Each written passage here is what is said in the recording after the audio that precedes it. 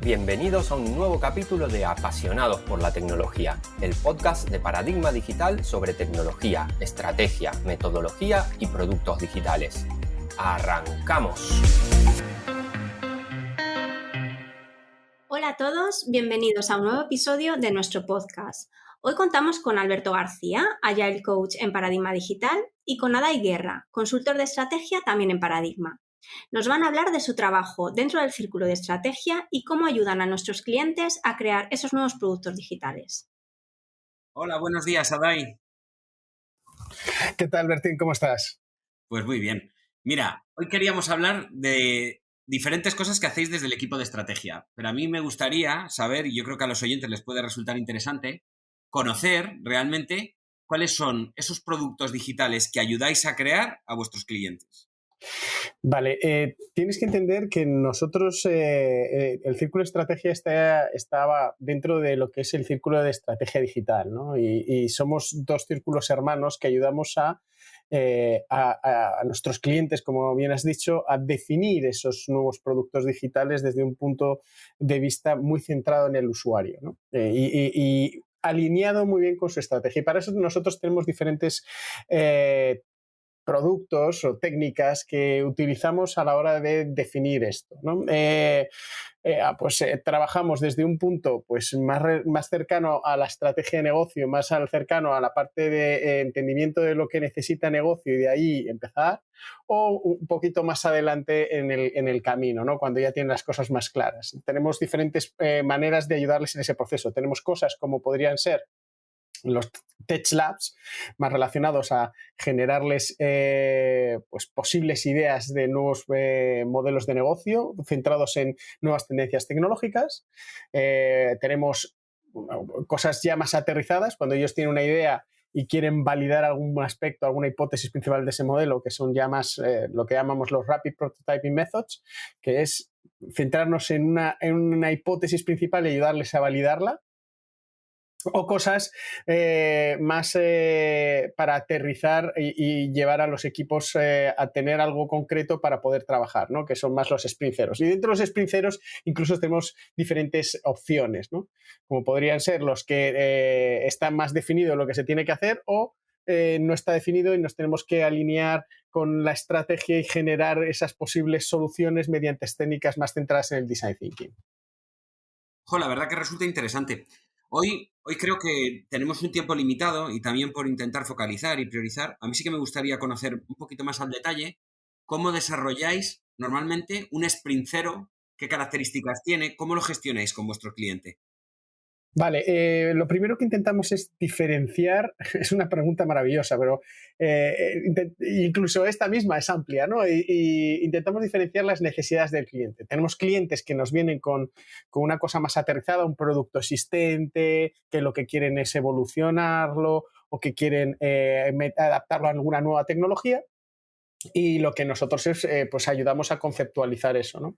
Y con nuestro objetivo siempre de que un sprint cero, el output principal que tiene que tener es un backlog con el que pueda trabajar el equipo, una definición de arquitectura y alguna serie de diseños o elementos que pueden utilizarse.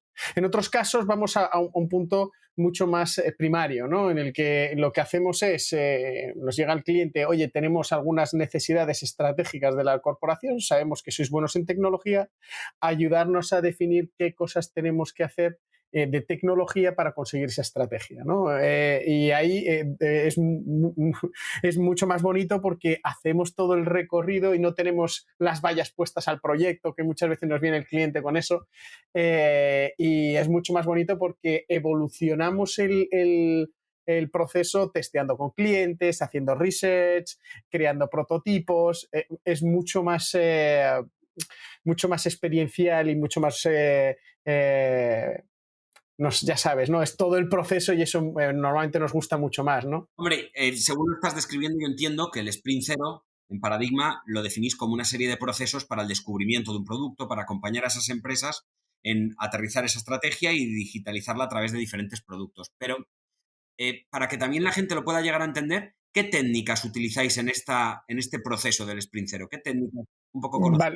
Vale, son técnicas, son cosas que nosotros ya hemos probado y que son pues técnicas muy buenas que hemos visto que son útiles para nuestro cliente, y son un set de herramientas que utilizamos pues basadas en un proceso más o menos parecido al de Design Thinking, en el que hacemos una fase pues, de entendimiento de esa estrategia, de entendimiento del mercado, de research, diferentes técnicas de entendimiento de los usuarios, de los clientes, protopersonas, y de ahí lo que acabamos es con específicamente algún tipo de objetivo o reto que muchas veces repriorizamos, seleccionamos, generamos ideas sobre ese proyecto, co-creamos con el cliente para poder definir cuál va a ser la solución, prototipamos, ¿vale? Y hay muchas técnicas de prototipado que podemos utilizar dependiendo de lo que necesitemos, y experimentamos, y también a veces aplicamos diferentes técnicas de experimentación con los clientes para validar en algún tipo de experimento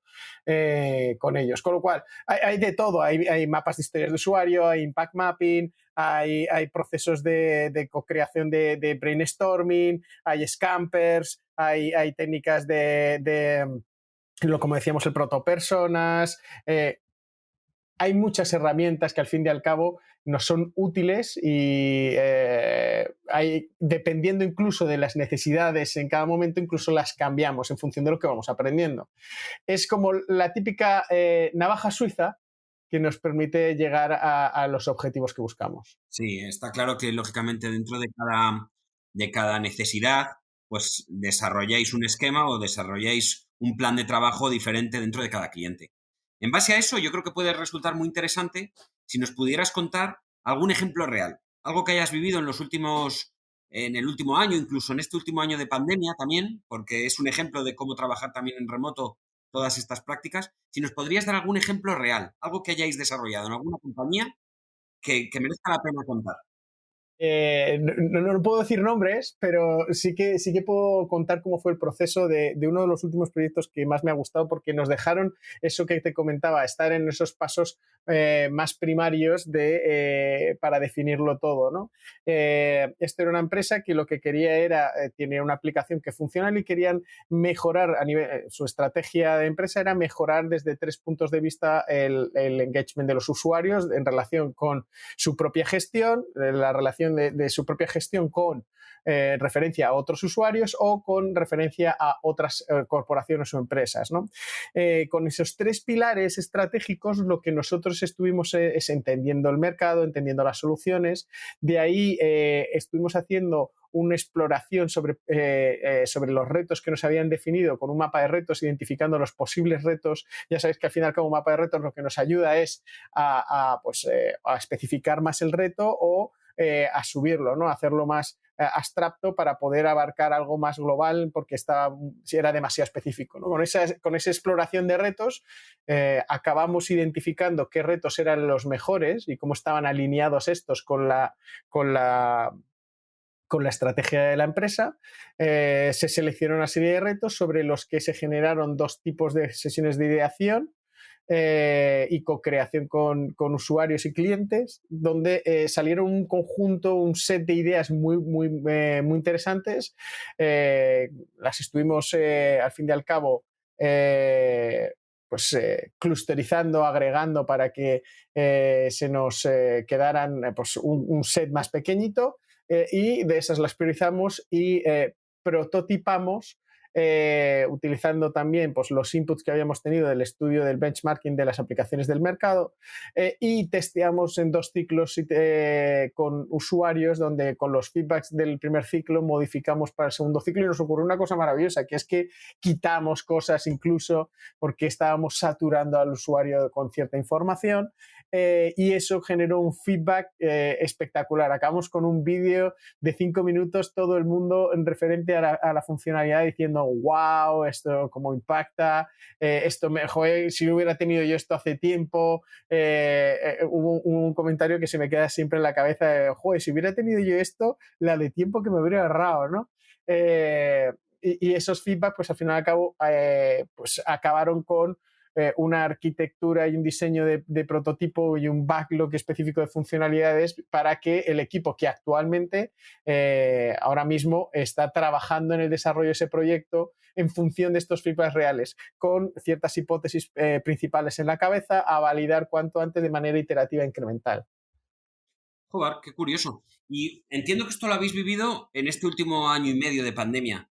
Me resulta interesante o me gustaría conocer cómo habéis desarrollado todo esto en distribuido, cada uno desde su casa o incluso empresas en forma remota. ¿Cómo han sido las herramientas que habéis utilizado? ¿Qué herramientas habéis utilizado? ¿Y cómo habéis conseguido que las empresas hayan entrado en estas dinámicas?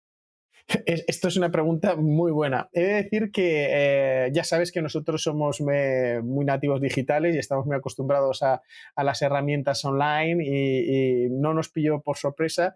Nos sabíamos manejar tanto muy bien con generación de salas en las llamadas para trabajos con equipos, con las diferentes herramientas, Teams, Zoom, Meet, y la verdad es que eso no tuvimos mucho problema para la gestión de equipos y gestión de las dinámicas. En relación con las herramientas más de co-creación, somos muy forofos pues tanto Miro, Mural, incluso del Freehand de InVision, que utilizamos también en función de las necesidades, pero que tiene una curva de aprendizaje muy complicada si quieres que los propios clientes interactúen con él. Con lo cual, normalmente lo que hacemos es nosotros gestionamos esas herramientas y somos los que dinamizamos los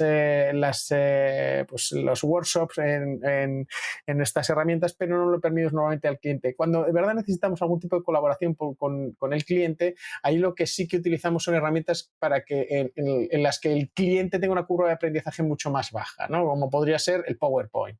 Un PowerPoint online, un slides de Google online, que el usuario tiene claro cómo se utiliza, que la curva de aprendizaje es nula. Eso es lo que normalmente tenemos muy bien preparado para que el cliente pueda utilizarlo en las dinámicas, ¿vale? Luego, claro, muchos de estos tests que hemos dicho se hacen totalmente online. Hay plataformas que ya están preparadas para todo este proceso, en el que la cámara del móvil graba al usuario, se graba la pantalla, nosotros estamos en constante vigilancia, somos varias personas simultáneamente revisando y verificando todo esto. Otras herramientas nos van dando también mapas de calor de dónde están trabajando el usuario sobre la aplicación. Con lo cual, la verdad es que tenemos un set de herramientas muy potente para poder hacer todo esto online. Echamos de vez en cuando de menos algún POSIT que otro en físico, ¿no? Pero normalmente los clientes ya están adaptados al online, aunque hay algunos que ya empiezan a pedirnos otra vez las dinámicas en presencial. Sí, yo creo que desde el equipo de transformación, desde el círculo de transformación, también nos estamos encontrando un poco eso. Nos tuvimos que adaptar, pusimos una serie de herramientas en práctica, pero ahora los clientes vuelven otra vez a demandar un poco esa cercanía, ¿no? Ese contacto. Sí que creo que puede ser interesante también conocer, para la gente que nos está escuchando, cómo sería el primer punto de situación. Imagínate que yo fuera un cliente y me gustaría ver qué podríais llegar a hacer por mí, ¿no? Y no tengo muy claro si cualquiera de las soluciones que nos has planteado, el Sprint Zero, los diferentes productos que el equipo de estrategia tenéis, es el más oportuno. Pero sí que me gustaría hacer ese análisis con vosotros para ver si merece la pena empezar a trabajar con el equipo de estrategia. ¿Cómo sería ese contacto? También para validar expectativas. Tienes que entender que el objetivo final de cualquier cliente es tener un output para poder crear un producto, ¿no? Y ese producto que se le pueda asegurar que cumpla con sus objetivos principales. Normalmente, desde el punto de vista de la estrategia, nosotros hacemos algún tipo de análisis del modelo de negocio asociado a ese producto, generamos algunas hipótesis que le pueden ser importantes para guiarle en ese proceso a crear ese producto. Pero nuestro objetivo principal es acabar con un backlog priorizado con el que puedan ellos empezar a trabajar con los equipos de desarrollo, una arquitectura y una serie de flujos visuales, prototipos visuales que puedan servirle a esos equipos para implementar todo esto. ¿Qué es lo que normalmente les explicamos o les ponemos en situación a los clientes? Pues les explicamos claramente cómo va a ser el proceso, les explicamos el valor y qué se saca de cada una de las dinámicas y el por qué se están haciendo estas dinámicas. Y el output final es pues un conjunto de información que le puede ser muy valiosa para el futuro, como puede ser esas sesiones de ideación que les pueden generar nuevas posibles funcionalidades o nuevos posibles productos, a la par que normalmente en cosas que están más acotadas es ese backlog aterrizado, iterado con ellos, esa arquitectura iterada con sus entornos y sistemas para estar listos para empezar a trabajar. Muy interesante, Adai. Yo creo que por ir cerrando también esta presentación del círculo de estrategia y de todo lo que hacéis en estrategia, si yo fuera una persona que estoy escuchando ahora mismo esto, pero todavía estoy en necesario de más conocimiento, ¿dónde podría ir a recuperar más información? Libros que puedan ser interesantes, información que yo me pueda llevar para mi pyme, para mi empresa. ¿Dónde podría leer? ¿Qué me recomiendas leer en toda esta parte de Inception, de Sprint Zero, de define tu estrategia, aterriza producto? Pues si te soy sincero, yo recomendaría 3 libros principales. Uno de ellos muy centrado en lo que sería el proceso de generación de ideas para prototiparlas rápidamente y de ahí pasar a crear test con usuarios, ¿vale? Que sería el libro de Design Sprint de Google, en el que en ese libro se comentan técnicas, sería como reducir lo que nosotros hacemos a una semana, ¿no? Y cómo en una semana se puede llegar a generar prototipos y se pueden generar pues posibles mínimos productos viables a iterar con los clientes para entender que estás creando la solución correcta, ¿no? Ahí, sobre todo, es para entender la filosofía de este proceso, ¿no? Luego, hay un libro que me gusta mucho porque también explica bastantes técnicas muy útiles de todo este proceso, que es Designing a Better Business. Es un libro de la editorial Wiley que comenta diferentes técnicas muy útiles en el proceso de innovación, en el proceso de crear nuevos productos y servicios. Pues cosas tan interesantes como pueden ser partes en el proceso del entendimiento, partes de la parte de ideación, técnicas de prototipado, técnicas para validar. Hay cosas muy, muy, muy chulas en este libro que pues recomiendo a todo el mundo echarle un vistazo. Y desde un punto de vista más de la fase de testeo de todas las cosas que vamos sacando, recomiendo un libro que es bastante nuevo, ¿vale? Es del 2020, del maravilloso 2020, que es Testing Business Ideas, es de la editorial Wiley, escrito por David J. Bland y Alex Osterwalder, el famoso Alex Osterwalder del lienzo de modelo de negocio, el Business Model Canvas, en el que explican muchísimas técnicas de testeo de ideas, ¿vale? Desde lo que serían las landing page a los test de humo, todo muy bien detallado para que la gente pueda entender cómo es ese proceso de testear con los usuarios ideas de negocio que pueden ser muy válidas, ¿vale? Y que son muy útiles para todo este proceso. Genial. Pues yo creo que con eso ya tendríamos una información bastante clara para aterrizar la parte estratégica y de definición de producto. Muchísimas gracias por tu tiempo, Adai. Pues Bertín, gracias a ti. Pues muchísimas gracias a Adai y Bertín por vuestro tiempo, por haber estado de nuevo con nosotros y muchas gracias a nuestros oyentes por habernos escuchado un día más. Un saludo y nos vemos en el próximo episodio. Cuando crees que un reto es grande, hay aún uno mayor esperándote. Gracias por escuchar el podcast Apasionados por la Tecnología. Puedes seguirnos en Twitter en @paradigmate y suscribirte a nuestra newsletter en paradigmadigital.com.